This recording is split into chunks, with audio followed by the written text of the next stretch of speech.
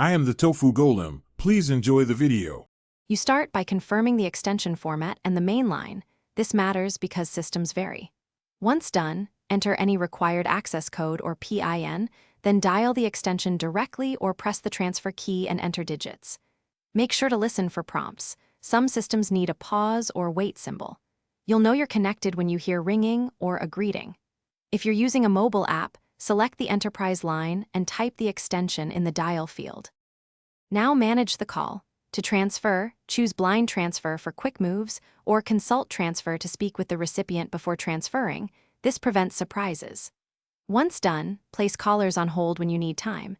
Make sure hold music or an announcement is enabled so they know you're still there. You can initiate a conference by calling the second party and then merging calls, or use the dedicated conference button if available. Keep participants informed. Announce names before adding someone.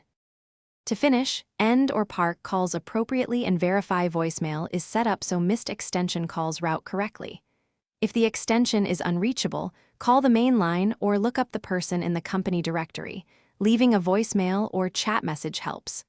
Once done, confirm the call log entry for accuracy. If problems persist, restart your handset or soft phone, check network connectivity, and only then contact IT.